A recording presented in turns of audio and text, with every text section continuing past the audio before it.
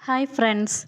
நம்ம போன வீடியோல வந்து ஒரே ஒரு டைம் ரூ. 1000 இன்வெஸ்ட் பண்ணா, அது காம்பவுண்ட் எஃபெக்ட் காரணமா எவ்வளவு லாங் டைம்ல எவ்வளோ வளர்ந்துச்சு அப்படிங்கிறத பார்த்தோம். அந்த வீடியோவ பார்த்த பிறகு நெறைய பேத்துக்கு ஒரு சந்தேகம் வந்திருக்கு.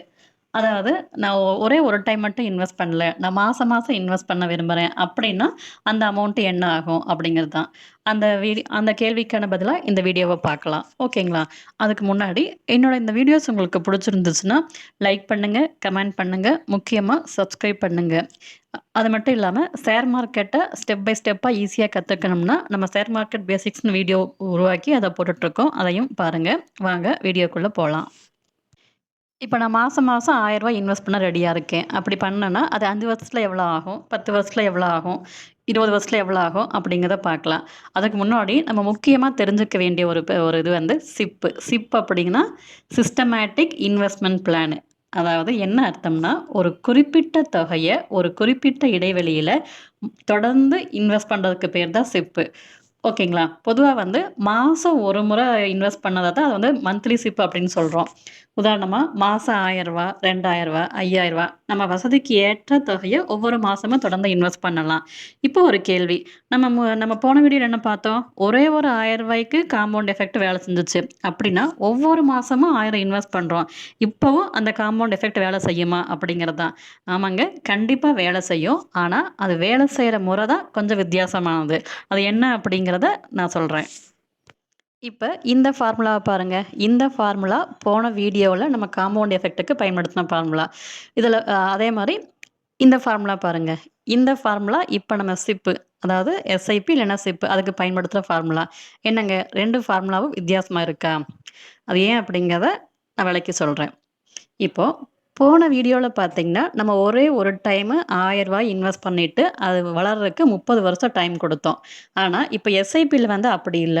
ஃபர்ஸ்ட் மாசம் ரூ. 1000 இன்வெஸ்ட் பண்றோம். செகண்ட் மாசம் மறுபடியும் ரூ. 1000 இன்வெஸ்ட் பண்றோம். தேர்ட் மாசம் மறுபடியும் ரூ. 1000 இன்வெஸ்ட் பண்றோம். இப்படி ஒவ்வொரு மாசமும் புது அமௌண்ட் இன்வெஸ்ட் பண்ணிட்டே இருக்கோம். இப்போ ஒரு நிமிஷம் யோசிச்சு பாருங்க. முதல் மாசம் போட்ட ரூ. 1000 வந்து வளர்றதுக்கு எவ்வளோ நாள் டைம் கிடைக்கும்? 30 வருஷம். 2வது மாசம் போட்ட ரூ. 1000 வளர்றதுக்கு எவ்வளோ டைம் கிடைக்கும்? 30 வருஷமா? இல்ல. 29 வருஷம் 11 மாசம் மட்டுமே. அப்ப 3வது மாசம் போட்ட ரூ. 1000க்கு 29 வருஷம் 10 மாசம் மட்டுமே. இப்படி ஒவ்வொரு மாசமும் முதலீடு செய்ற அமௌண்ட்டுக்கு வளர்ற காலம் வேறுபடுது. அதனால தான் வந்து லம்ப் சம்க்கு பயன்படுத்திய இந்த ஃபார்முலா எஸ்ஐபிக்கு பொருந்தாது. எஸ்ஐபிக்குன்னு தனி ஃபார்முலா பயன்படுத்தப்படுது. ஆனா 2க்குமான அடிப்படை ஒண்ணு தான் காம்பவுண்டு. என்ன வித்தியாசம்? இன்வெஸ்ட் பண்ற டைம் தான். ஓகேங்களா? இப்ப இந்த சிப் ஃபார்முலா பத்தி நம்ம விரிவா பார்க்கலாம். இப்ப இந்த எஸ்ஐபி ஃபார்முலாவ பாருங்க. இதுல நம்ம வழக்கமா தெரிஞ்சுக்க வேண்டியது ஃபர்ஸ்ட்டு எஃப்வி. எஃப்வின்னா ஃபியூச்சர் வேல்யூ. நம்ம எதிர்காலத்துல நம்ம போடுற இன்வெஸ்ட்மென்ட்டோட மொத்த மதிப்பு எவ்வளோ வரும் அப்படிங்கிறது தான். பி அப்படிங்கிறது ஒவ்வொரு மாசமும் நம்ம இன்வெஸ்ட் பண்ற தொகை. அதாவது நம்ம எக்ஸாம்பிள்ல இப்ப ரூ. 1000 வச்சிருக்கோம். அடுத்து ஆர். நம்ம ஆர் என்னன்னு பார்த்தோம் ரேட் ஆஃப் ரிட்டர்ன். அதாவது நம்ம முதலீடு எவ்வளவு வேகத்துல வளருது அப்படிங்கிறத காமிக்கிறதுக்கான ஒரு சிம்பல். இப்ப நம்ம எக்ஸாம்பிள்ல பார்த்தீங்கன்னா, வருடத்துக்கு 12% எடுத்திருக்கோம். ஏன் அப்படின்னா, போன எக்ஸாம்பிள்லயும் அதே தான் எடுத்தோம். பட் இது கன்ஃபார்ம் கிடையாது. ஷேர் மார்க்கெட்ல ஒவ்வொரு வருஷமும் ஒவ்வொரு மாரி கிடைக்கும். கம்மியாவும் கிடைக்கும், நிறையவும் கிடைக்கும். நம்ம பொதுவா 12% எடுத்திருக்கோம். இப்ப போன அந்த ஃபார்முலால ஆர் இஸ் ஈக்குவல் டூ 0.12ன்னு பயன்படுத்தணும். ஆனா இந்த வீடியோல அப்படி பயன்படுத்த முடியாது. ஏன் அப்படின்னா, போன வீடியோல நம்ம இன்வெஸ்ட் பண்ணது வந்து வருஷ கணக்குல. ஆனா இங்க வந்து எஸ்ஐபி ஃபார்முலா மாச கணக்குல வேல பண்ணுது. அப்ப ஒரு வருட ரிட்டர்ன வந்து 12 மாசத்துக்கு பிரிச்சு போடணும். அதாவது 0.12/12 அதனால தான் இந்த ஃபார்முலால ஆர் இஸ் ஈக்குவல் டூ 0.01ன்னு யூஸ் பண்ணணும். அப்படின்னா, ஒரு மாசத்துக்கு 1% ரிட்டர்ன் கிடைக்குதுன்னு எடுத்துக்கலாம். ஓகேங்களா?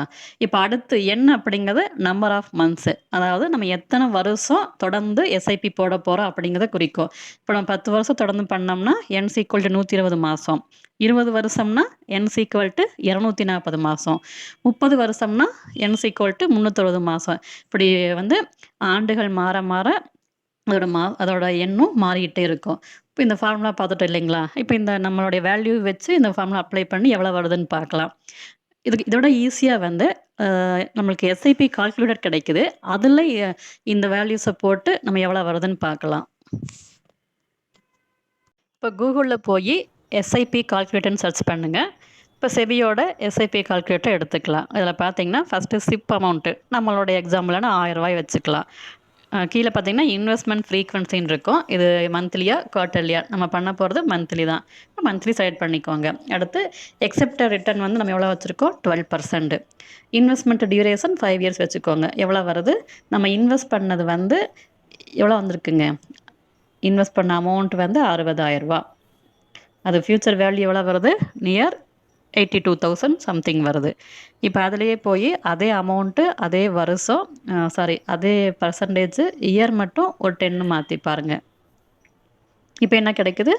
1.2 lakhs நம்ம இன்வெஸ்ட் பண்ணியிருக்கோம். அதுக்கு நம்மளுக்கு அப்ராக்சிமேட்டாக கிடைக்கிற அமௌண்ட் வந்து 2.3 lakhs. இப்படியே 15 இயர்ஸு 13 இயர்ஸுக்கு நீங்கள் கால்குலேட் பண்ணி தெரிஞ்சுக்கோங்க. அந்த கால்குலேட்டரில் ரிட்டர்ன்ஸை போட்டு நீங்கள் வேல்யூஸ் பார்க்கும்போது ஒரு விஷயத்தை கவனிச்சிருக்கீங்களா? முதல்ல 5 வருஷத்தில் வளர்ச்சி வந்து அதிகமாக இல்லை. அடுத்த 10 வருஷத்துலேயும் வளர்ச்சி ஓரளவுக்கு தான் இருக்குது. ஆனால் 20 ஆண்டுக்கு பிறகு வளர்ச்சி வந்து வேகமாக ஆரம்பிச்சிருக்கு. அதே 30 வருஷம் பார்த்திங்கன்னா அது இன்னும் வேகமாகுது. என்ன காரணம்? காம்பவுண்டு தான்.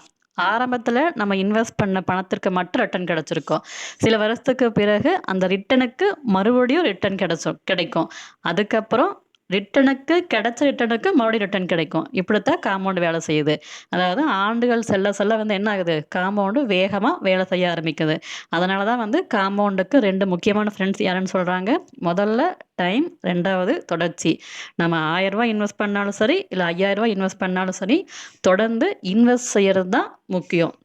ஒரு மாதம் நிறுத்திட்டோம்னா, அதாவது ஒரு மாதம் இன்வெஸ்ட் பண்ணிவிட்டு அடுத்த மாதம் நிறுத்திட்டோம்னா காம்பவுண்டோட பலனை முழுசாக நம்ம அனுபவிக்க முடியாது.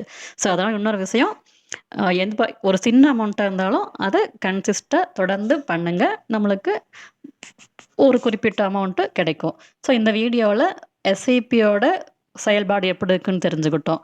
உங்களுக்கு இந்த மாதிரி வீடியோஸ் பிடிச்சிருந்துச்சுன்னா லைக் பண்ணுங்கள், கமெண்ட் பண்ணுங்கள், ஷேர் பண்ணுங்கள். ஓகேங்களா? காம்பவுண்டிங் எஃபெக்ட் வீடியோவை பார்க்க விருப்பப்பட்டீங்கன்னா அந்த வீடியோ நம்ம சேனலில் ப்ளேலிஸ்ட்டில் இருக்குது. அதை பார்த்துட்டு இந்த வீடியோவை பாருங்கள். அப்போ தான் 2 வீடியோவுக்குள்ள வித்தியாசம் உங்களுக்கு புரியும். தேங்க்யூ.